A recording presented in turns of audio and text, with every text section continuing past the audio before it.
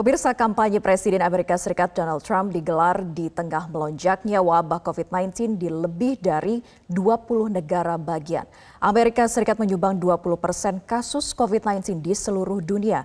Untuk mengikuti perkembangan tahun pemilu Amerika Serikat di tengah pandemi akan dilaporkan reporter VOA Valdia Baraputri dari Washington DC, Amerika Serikat.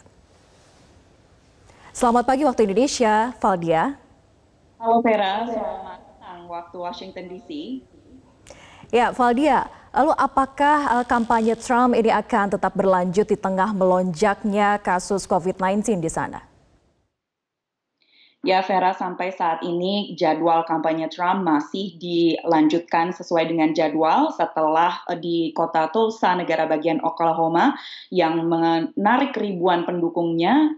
Kampanye selanjutnya akan dilaksanakan di negara bagian Florida, Texas, dan juga Arizona. Ketiga negara bagian ini termasuk negara-negara bagian di Amerika Serikat yang saat ini jumlahnya sekitar 22 negara bagian yang mencatat lonjakan kasus virus corona. Di Texas dan Florida, total kasus hingga saat ini lebih dari 100.000 kasus, sementara di Arizona lebih dari 54.000 kasus. Seperti yang kita ketahui saat ini jumlah atau total kasus di Amerika Serikat akibat wabah virus corona lebih dari 2,3 juta kasus dan jumlah kematian lebih dari 120.000 jiwa. Jika dibandingkan, jumlah kematian ini sudah lebih banyak dibandingkan warga Amerika yang meninggal pada Perang Dunia Pertama.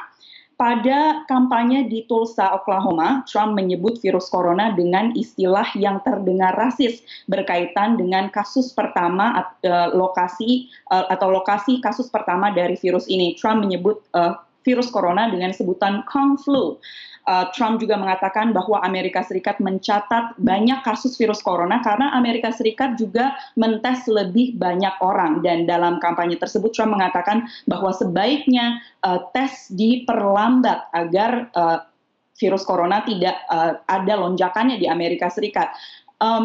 Amerika Serikat memang telah mencatat lebih dari 27 juta orang yang dites di Amerika Serikat. Namun menurut pakar, logika ini bisa berbahaya karena jika tes dibatasi, yang akan ada adalah jumlah orang yang memiliki virus corona namun tidak terdeteksi. Pada kampanye di Tulsa dari kapasitas 19.000 orang yang datang sekitar sepertiganya yakni 6.200 orang. Namun hal ini tidak berkaitan dengan pembatasan di dalam gedung, melainkan karena pendukung Trump yang datang diperkirakan atau yang datang lebih kecil dari yang diperkirakan.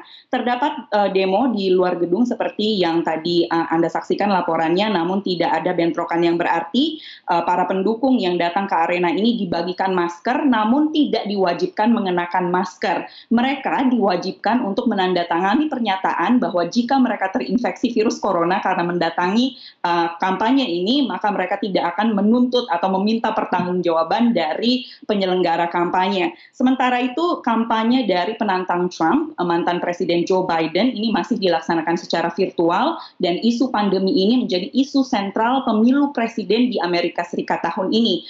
Karena Joe Biden juga telah menyiapkan planning atau rencana penanganan pandemi di dalam kampanyenya yang ingin ia terapkan jika ia terpilih menjadi presiden. Vera. Ya, Valdia, Presiden Trump ini menyebutkan bahwa kasus COVID-19 sebagai Kung Flu. Sebetulnya apa maksud dari Presiden Trump ini? Yang dimaksud Presiden Trump ini berkaitan dengan lokasi atau di mana virus tersebut pertama kali dideteksi, yakni dari Tiongkok. Belakangan atau dalam kesempatan-kesempatan yang lain, Trump juga seringkali menyatakan bahwa virus corona ini adalah virus Tiongkok. Dan pada kampanye kemarin ia menyebut virus corona ini sebagai Kung Flu atau plesetan dari Kung Fu yang terdengar rasis karena berkaitan dengan lokasi dari mana virus ini berasal, diduga virus ini berasal, begitu Vera. Lalu dalam kampanye yang digelar oleh Trump, apakah juga isu-isu terkait dengan COVID-19 ini juga masuk dalam kampanyenya? Sampai saat ini dalam kampanye di Tulsa, Oklahoma, yang Trump katakan kepada para pendukungnya, sekitar 6.200 pendukungnya, bahwa uh, tes harus dibatasi atau diperlambat karena menurutnya, seperti yang tadi saya sampaikan, bahwa Amerika mencatat banyak kasus corona karena Amerika mentes banyak orang di negeri ini. Sekitar lebih dari 27 tes telah dilaksanakan menurut data dari CDC atau Pusat Pencegahan Penyakit Menular Amerika Serikat.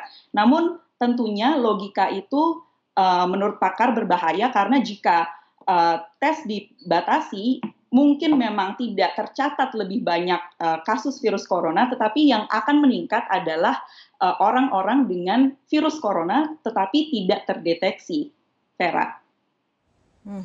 Lalu kebijakan ini apakah juga sudah mulai akan dilakukan? Artinya bukan hanya sebuah kampanye yang disampaikan oleh Trump. Setelah kampanye tersebut usai, tentu media bertanya kepada berbagai pihak, media lokal di sini, bahwa apakah Trump serius dengan pernyataannya untuk membatasi atau memperlambat tes virus corona. Namun dalam pernyataan yang disampaikan oleh pres atau juru bicara Gedung Putih, Kylie McEnany, ia mengatakan bahwa Trump hanya bercanda untuk membakar semangat dari para pendukungnya, sehingga tidak bisa dipastikan apakah tes virus corona ini akan diperlambat atau tidak. Namun pada kenyataannya negara-negara bagianlah yang lebih menentukan seberapa banyak dan seberapa gencar tes virus corona dilakukan di negara-negara bagian tersebut. Seperti misalnya di tempat saya melaporkan di Washington DC, tes virus corona hingga saat ini dilakukan secara masif dan gratis kepada banyak orang. Seperti saya juga telah mendapatkan tes virus corona cuma-cuma yang didapatkan hasilnya dalam 2 hari, dan dalam hari ini saya baru mendapatkan hasil tersebut yang hasilnya tentunya negatif. Vera. Baik, lalu apa respon dari masyarakat di Amerika Serikat terkait dengan lelucon yang dibuat oleh Trump ini terkait dengan pengurangan jumlah tes COVID-19. Kemudian juga terkait dengan isu ekonomi yang ada di sana. Ada pembukaan kegiatan perekonomian yang kembali berlangsung begitu meski di tengah kasus COVID-19 yang terus melonjak.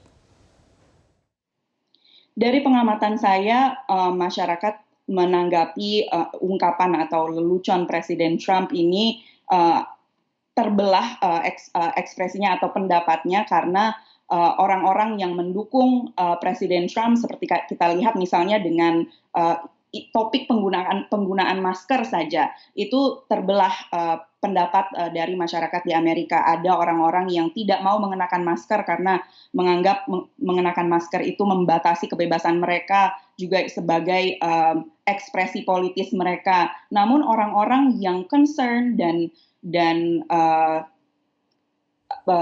concern dan care atau perhatian dengan isu kesehatan publik tentunya tidak menanggapi lelucon Trump ini sebagai sebuah hal yang lucu begitu, bisa saya sampaikan seperti itu. Dan berkaitan dengan pembukaan kembali kegiatan perekonomian di Amerika saat ini, meski terdapat lonjakan kasus di beberapa negara bagian, pembukaan kegiatan perekonomian tetap berlangsung tergantung kondisi di masing-masing negara bagian. Misalnya di Washington DC saat ini masuk ke fase 2, di mana gym atau pusat kebugaran bisa buka kembali dengan pembatasan-pembatasan seperti kapasitas yang hanya bisa diisi 50% saja. Namun negara-negara bagian yang melihat lonjakan kasus di lokasi mereka masing-masing juga tetap lanjut atau maju terus dengan plan atau dengan rencana pembukaan kembali kegiatan perekonomian mereka. Sempat ada pause atau penghentian sementara pembukaan kegiatan perekonomian seperti di negara bagian Oregon atau Utah, namun itu hanya berlangsung sementara sekitar seminggu, dan saat ini seluruh negara bagian di Amerika Serikat terus lanjut atau tidak mengenakan pause atau tidak menghentikan kegiatan pembukaan kembali kegiatan perekonomian mereka. Sampai saat ini semua tetap lanjut dengan rencana masing-masing. Vera. Baik, terima kasih Valdia Baraputri melaporkan langsung dari Washington DC, Amerika Serikat.